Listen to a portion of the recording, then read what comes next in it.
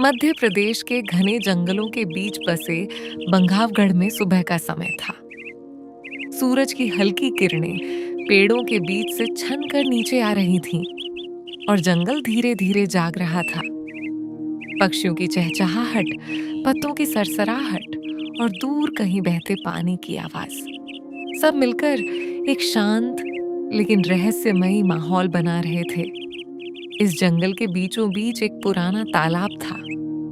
जंगल के हर जानवर के लिए यह तालाब जीवन का सहारा था, लेकिन इसके साथ जुड़ी थी एक डरावनी कहानी, भैरव की कहानी। भैरव एक विशाल मगरमच्छ जो इस तालाब का राजा माना जाता था। उसकी लंबाई इतनी थी कि जब वह पूरी तरह पानी से बाहर आता तो छोटे जानवर दूर से ही भाग जाते। उसकी आंखें हमेशा शांत रहती, लेकिन उनके अंदर छिपी ठंडक किसी को भी डरा देती थी। जंगल में अक्सर जानवर आपस में बात करते थे। तालाब के पास मत जाना, वहां भैरव रहता है और वो किसी को नहीं छोड़ता। एक बंदर पेड़ पर बैठा अपने दोस्त से बोला, मैंने अपनी आंखों से देखा है, वो पानी के अंदर छुपकर हमला करता है। धीरे धीरे भैरव सिर्फ एक मगरमच्छ नहीं, बल्कि डर की एक कहानी बन चुका था। उसी दिन जंगल के एक कोने में एक छोटा सा चिरू अपनी मां के साथ खड़ा था। उसकी आंखों में जिज्ञासा थी, लेकिन शरीर में थकान। माँ, मुझे बहुत प्यास लगी है। तालाब के पास मत जाना, वहां भैरव रहता है और वो किसी को नहीं छोड़ता। लेकिन माँ, मैं अब और नहीं चल सकता। ठीक है, लेकिन बहुत सावधानी से, और जैसे ही मैं कहूं तुरंत भाग जाना। तालाब के पास सब कुछ शांत था।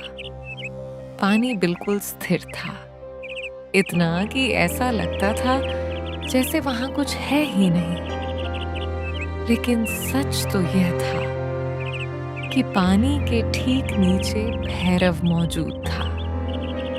उसकी आंखें आधी बंद थीं, लेकिन वह हर हलचल को महसूस कर रहा था। कदमों की आहट, कोई आ रहा है। धीरे धीरे उसने अपनी आंखें खोलीं और पानी के ऊपर हल्की सी नजर डाली। उसे किनारे पर चिरू और उसकी मां दिखाई दिए। दो शिकार, आज का दिन अच्छा है। लेकिन तभी उसकी नजर चिरू पर ठहर गई, छोटा, कमजोर और बहुत डरा हुआ। माँ, यहाँ बहुत शांत है। क्या सच में वो यहीं रहता है? शांत पानी ही सबसे खतरनाक होता है। हर बार वही कहानी, कोई आता है और मैं हमला करता हूं, लेकिन क्या मैं सिर्फ यही हूं? उसने कई सालों से यही किया था। शिकार करना, डर फैलाना, यही उसकी पहचान बन गई थी। लेकिन आज उसके अंदर कुछ बदल रहा था। ऊपर चिरू धीरे धीरे पानी के करीब आया। उसकी टांगें कांप रही थीं। जल्दी पानी पी लो। जैसे ही चिरू झुका, पानी में हल्की सी लहर उठी। चिरू डरकर पीछे हट गया। माँ, कुछ हिला। भैरव अब और छुपा नहीं रह सका। वह धीरे धीरे पानी के ऊपर आया। उसका विशाल सिर और चमकती आंखें देखकर चिरू की मां तुरंत चिल्लाई। भागो चिरू। दोनों मुड़कर भागने ही वाले थे कि अचानक एक भारी आवाज गूंजी। रुको। तुम हमें खा जाओगे? अगर मैं चाहता तो तुम अब तक भाग भी नहीं पाते, लेकिन आज मैं ऐसा नहीं करूंगा। तुम पानी पी सकते हो। चिरू की मां अभी भी डरी हुई थी, लेकिन उसने धीरे से कहा, जल्दी करो और सावधान रहना। चिरू धीरे धीरे आगे बढ़ा और पानी पीने लगा। भैरव उसे देखता रहा, लेकिन इस बार शिकार की नजर से नहीं।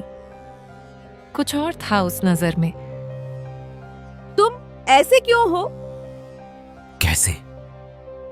सब कहते हैं तुम डरावने हो, लेकिन आज तुमने हमें जाने दिया। शायद हर कहानी पूरी नहीं होती और तुमने सिर्फ उसका एक हिस्सा सुना है। मेरी कहानी अभी बाकी है। तालाब के किनारे हवा धीरे धीरे बह रही थी।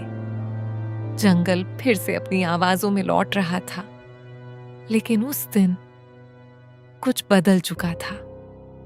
एक डरावने मगरमच्छ और एक छोटे बंदर के बीच एक नई कहानी शुरू हो चुकी थी। सुबह का समय था, लेकिन आज पक्षियों की चहचहाहट कम थी।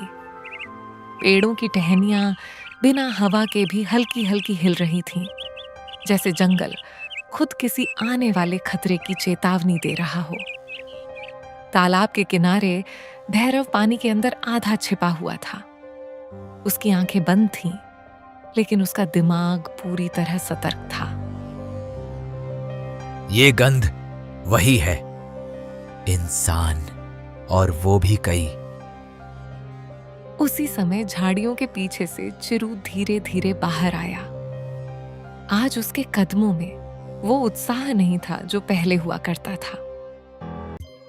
भैरव, तुम्हें यहां नहीं आना चाहिए था। मुझे पता है, लेकिन पूरे जंगल में डर फैला हुआ है। सब कह रहे हैं कि शिकारी आ गए हैं। वो सिर्फ आए नहीं हैं, वो यहीं कहीं हैं। अब क्या होगा? अब हमें तैयार रहना होगा। उसी दिन जंगल के अलग अलग हिस्सों में अजीब घटनाएं होने लगीं। एक जगह कुछ पक्षी अचानक पेड़ों से उड़कर दूर भागने लगे। दूसरी तरफ एक नील गाय ने दूर से इंसानों की परछाइयां देखीं, हाथों में जाल और हथियार लिए। भागो, शिकारी आ गए हैं। धीरे धीरे यह खबर आग की तरह फैल गई। बंदर पेड़ों की सबसे ऊंची शाखाओं पर चढ़ गए। हिरणों के झुंड घने जंगल की ओर भागने लगे। यहां तक कि शेर भी सतर्क हो गया। लेकिन तालाब वही था, शांत, स्थिर और रहस्यमयी। शाम होते होते चिरू फिर तालाब के पास आया। इस बार उसके साथ उसकी माँ भी थी। भैरव, हमें तुम्हारी मदद चाहिए। भैरव ने उसकी ओर देखा। यह पहली बार था जब किसी ने उससे मदद मांगी थी, वो भी बिना डर के भागे। क्या हुआ? शिकारी जाल बिछा रहे हैं। हमने रास्ते में एक हिरण को फंसा हुआ देखा, वो बच नहीं पाया। भैरव की आंखें सख्त हो गईं। उसके अंदर का पुराना गुस्सा जाग उठा। उन्होंने फिर से। कुछ पल के लिए उसका चेहरा खतरनाक हो गया, जैसे पुराना भैरव लौट आया हो। लेकिन फिर उसने चिरू की ओर देखा और उसकी आंखों में भरोसा देखा। भैरव ने गहरी सांस ली। इस बार मैं सिर्फ देखता नहीं रहूंगा। लेकिन तुम क्या कर सकते हो? तालाब इस जंगल का सबसे बड़ा पानी का स्रोत है। शिकारी भी यहां जरूर आएंगे। मतलब अगर हम उन्हें यहीं रोक लें तो बाकी जंगल सुरक्षित रह सकता है। लेकिन ये बहुत खतरनाक है। खतरा तो हमेशा से था, बस आज हम उसका सामना करेंगे। रात गहराने लगी थी। चांद की हल्की रोशनी तालाब पर पड़ रही थी। अचानक झाड़ियों के पीछे से कुछ आवाजें आईं। यहीं कहीं पानी होगा, जानवर रात में यहीं आते होंगे। वो आ गए। भैरव पूरी तरह पानी के अंदर चला गया। अब सिर्फ उसकी आंखें दिखाई दे रही थीं, तेज, चौकस और तैयार। 3 शिकारी धीरे धीरे तालाब की ओर बढ़े। उनके हाथों में जाल और हथियार थे। कल सुबह तक यहाँ बहुत शिकार मिलेगा। भैरव कुछ करेगा ना? अब सब उसी पर निर्भर है। तालाब के पानी में हल्की सी लहर उठी। फिर सब कुछ शांत हो गया। शिकारी और करीब आ गए। पानी बिल्कुल शांत है, यहाँ कोई खतरा नहीं लगता। लेकिन उन्हें क्या पता था कि इस खामोशी के नीचे एक तूफान छिपा हुआ है। इस बार मैं अपने जंगल के लिए लड़ूंगा। रात और गहरी हो गई, हवा ठंडी हो गई और तालाब अब सिर्फ एक पानी का स्रोत नहीं रहा, वो एक जंग का मैदान बनने वाला था। तालाब के किनारे शिकारी खड़े थे। उनके हाथों में जाल, मशालें और हथियार थे। उन्हें बिल्कुल अंदाजा नहीं था कि जिस पानी को वे शांत समझ रहे हैं, उसी के नीचे उनका सबसे बड़ा खतरा छिपा है। झाड़ियों के पीछे चिरू और उसकी मां सांस रोके सब देख रहे थे। भैरव कुछ क्यों नहीं कर रहा? सही समय का इंतजार सबसे बड़ा हथियार होता है। चलो यहीं जाल बिछाते हैं, सुबह तक कई जानवर फंस जाएंगे। आज तो किस्मत खुल गई हमारी। जैसे ही उन्होंने जाल फैलाना शुरू किया, तालाब के पानी में हल्की सी लहर उठी, लेकिन उन्होंने ध्यान नहीं दिया। अचानक छपाक, पानी जोर से उछला और भैरव बिजली की तरह बाहर निकला। उसकी आंखों में गुस्सा था, वही गुस्सा जो सालों से दबा हुआ था। ये क्या? भैरव ने अपने विशाल जबड़ों से एक शिकारी के हाथ में पकड़ा, जाल झपट लिया और उसे पानी में खींच लिया। बाकी दो घबरा गए। मगरमच्छ भागो! भैरव ने सिर्फ शुरुआत की थी। अचानक पेड़ों से बंदरों का झुंड कूद पड़ा। उन्होंने ऊपर से सूखी टहनियां और फल फेंकने शुरू कर दिए। दूर से हिरणों का झुंड तेजी से भागता हुआ आया, शोर मचाते हुए, ताकि शिकारी डर जाए। पेड़ों के पीछे से सियारों की आवाज गूंजने लगी। हुआ! हुआ! शिकारी पूरी तरह घबरा गए थे। भैरव ने जोरदार वार किया और शिकारी को गिरा दिया। बाकी दो डर के मारे अपने हथियार छोड़कर भागने लगे। भागो, यहां से भागो! कुछ ही मिनटों में सब कुछ खत्म हो गया। तालाब के किनारे फिर से शांति लौट आई, लेकिन अब वो पहले जैसी नहीं थी। जंगल के जानवर धीरे धीरे बाहर आने लगे। बंदर, हिरण, सियार, यहाँ तक कि कुछ पक्षी भी नीचे उतर आए। सबकी नजरें एक ही जगह थीं, भैरव पर। वह पानी के किनारे पड़ा था, थोड़ा घायल लेकिन जिंदा। चिरू दौड़ता हुआ उसके पास आया। भैरव, तुम ठीक हो ना? चिरू की मां आगे आई। इस बार उसकी आंखों में डर नहीं था, सम्मान था।